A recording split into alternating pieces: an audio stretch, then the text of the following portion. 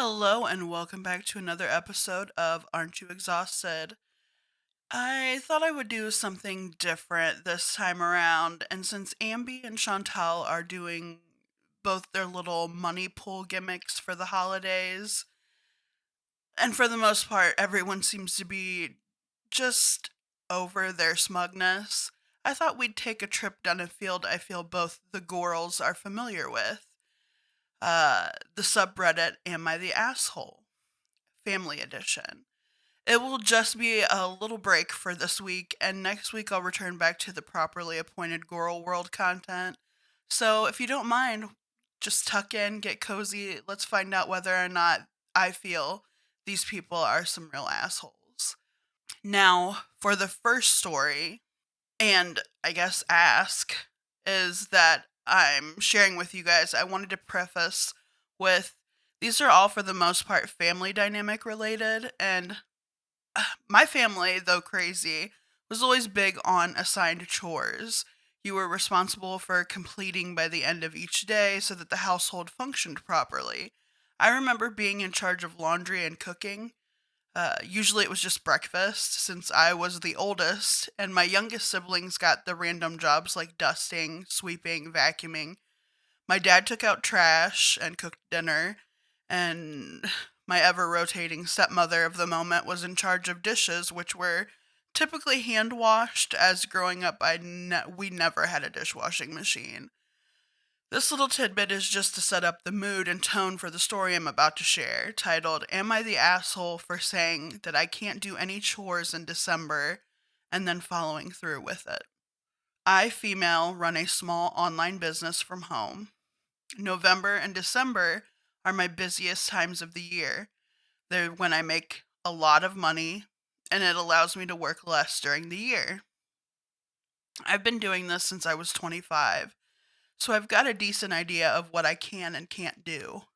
And focusing on work only for 1 to 2 months is a sacrifice I'm willing to make for a chill rest of the year. This year, I moved in with my boyfriend, male, 35. Well, technically, he moved in with me because I owned the house, so it was a no brainer for him to move in with me. We split the chores half and half. He works full time, or about 37 and a half hours a week. When he moved in, I had a talk with him letting him know that I can't do chores in November and December, and asked if he could pick up the slack because I'm physically unable to do any chores as I can be working anything between 12 to 18-hour days. I usually take January off, all of January, to decompress. He said he doubted I worked that much, but we will see. I asked again in September and October to make sure he was aware that I won't be doing anything. I even made sure to meal prep in advance, and I felt he kind of dismissed me. Mid-November, we had an argument about my chores not being done, and I reminded him of what I told him. He said that he thought I wasn't being serious and told me there's no way he'd do 100% of the chores because he's working too. I said, fine, don't do my chores. They can wait until I have time. That's how I was when I lived alone, so no problem. I don't make much mess anyway. He wasn't happy but dropped it. We haven't seen each other much because I've been working so much, but he's been more and more pissed off and then finally blew up at me today regarding the chores. He said I had to have a better work-life balance and to grow up because the house was a mess. I told him if it was a mess, it was his fault because I barely leave my office. He called me a lazy bitch, and I told him, okay. I didn't have time for arguing and went back to working. He stood in front of my locked office door, shouting how he couldn't believe I was being serious about not doing chores, and it was an asshole move to leave it all to him. He thinks I'm a major asshole for basically disappearing for 2 months and following through with not doing chores. Am I really the asshole for saying I won't do chores and following through? Wow. Firstly, I'd have to say a lot of red flags for the relationship going in. They both seem to have some type of issues. Like her putting out there that she can't physically do any chores for specified months as she's been working 12 to 18-hour days to be able to take a month off after to decompress is My question is, if he wasn't there, she'd be doing these chores herself. I mean, she would have to do them, which I imagine is like things like grocery shopping, taking out trash, and either cooking or heating up the meals, doing dishes, stuff like that, right? So if he wasn't in the picture, she'd have to do these things herself, or just let them sit for months until she completed her busy time of the year. Then on him, though, the anger towards uneven chore volume. I know a lot of guys can be messy, as some had mothers picking up after them the whole time they were growing up and never had to manage picking up after themselves. But it's a couple months. What else does he have to do when home, and how long does it take to clean up? A little each day. Like maybe 30 minutes, if that, if you're just picking up after yourself. It seems pretty odd to me that they both are so stubborn on the issue and are giving no real slack for one another. Not to mention the locking herself in the office as he shouted through the door. It seems pretty toxic if you ask me. I think they're both the assholes in this instance. What do you guys think? So, the next story I'm sharing is about parenting. This one really hits home for me as I've just recently reconnected with my estranged father and had to tell him a lot of truths he wasn't necessarily ready to hear about his parenting style in the past and his views of my parenting from afar.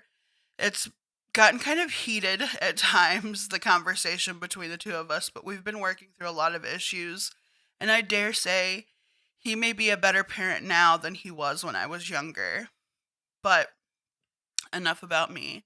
Let's tuck into this next story titled, Am I the Asshole for Telling My Dad That He is a Really Bad Parent? I, female, 20, nearly 21, am visiting my family, which I do around once a month. Tonight we were going to celebrate my birthday a week in advance since I won't be here on my birthday. So we went out and had a nice family dinner. My younger brother, male 19, was very reluctant to be there and he complained about the food. This turned into an argument about him and his reluctance to help around the house and reluctance to do chores. He pays a very low rent and thinks that therefore he can skip doing anything he doesn't want to do. He also knows our parents won't kick him out, so he gets away with everything. When he left the kitchen, I told my parents that they need to do something about him. They complain about him to me all the time, and I'm tired of hearing about it when they refuse to do anything. My dad got mad at me for ruining dinner and told me that I'm being immature because I don't just fake happiness and ignore everything that bothers me. I asked him to clarify, and he said the definition of mature to him is an ability to fake happiness and pretend as if everything is fine when you are in a social setting. He then went on to say that crying is illogical, because I was crying at this point, and immature, because if you can't do anything about it, there's no reason to cry. I asked him if he'd cry if I died, and he hesitated too long before he said yes. And I asked him why, and he said that if someone close dies, it's just different, and didn't elaborate further. I told him that he's a shitty father for discouraging showing emotions and speaking out when something bothers you.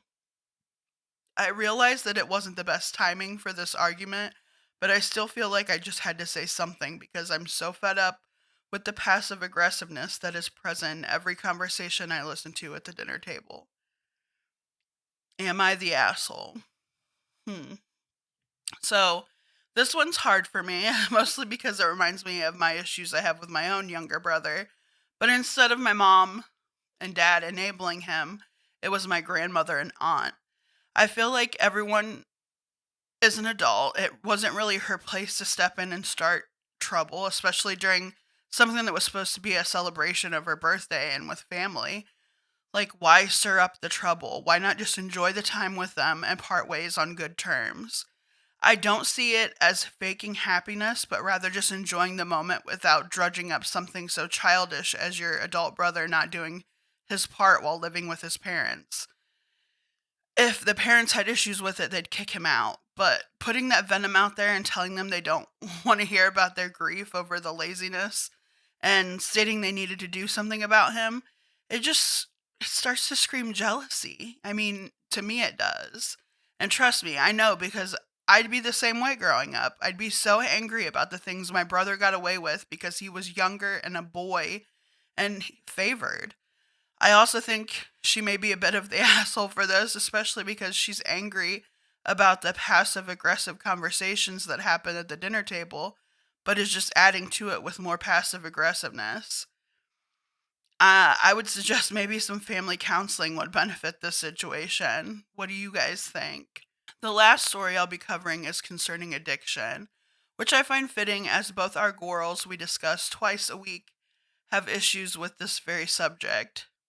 Am I the asshole for not sympathizing with my stepdad's alcohol addiction? I'm 30, female, and I'm gradually falling out with all of my family due to my stepdad's alcohol addiction.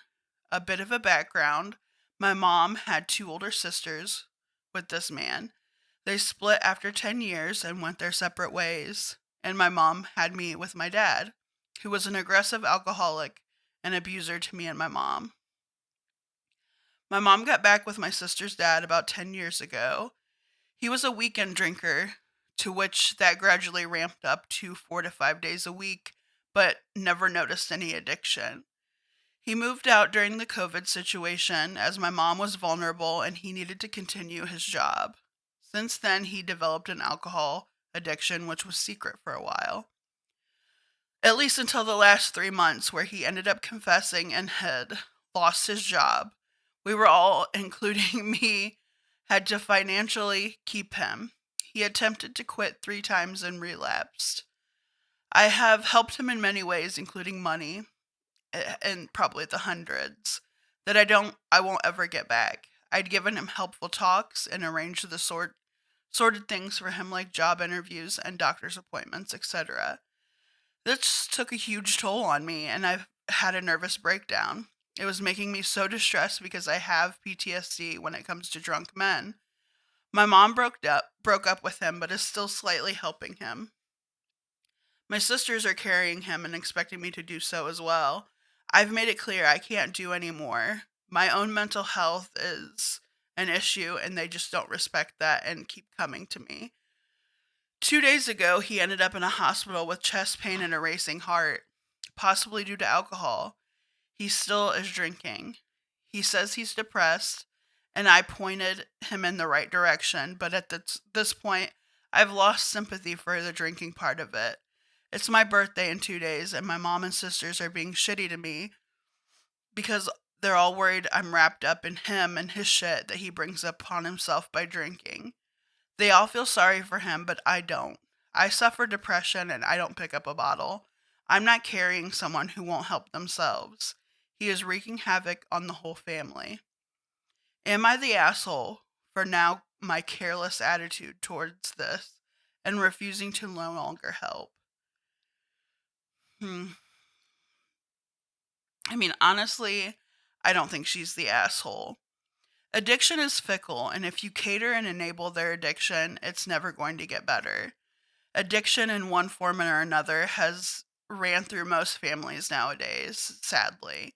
Whether it's food addiction, drugs, alcohol, sex, some are just predisposed to it, coming from families that never broke the cycle, and some pick up addictions to cope.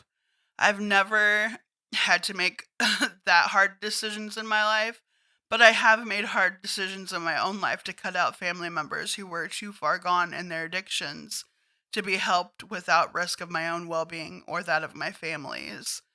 Sometimes you just have to numb yourself for their benefit and your own sanity. What do you guys think about this one? Is she wrong for refusing to help her stepfather? Leave a comment below. I think that's going to be it for today's episode. If you enjoyed today's episode and the little reprieve from Amber and Chantal, give the video a like. It reassures me that this content is good filler for when the girls are a little too repetitive. Thanks for listening, and I'll see you guys Saturday. Bye!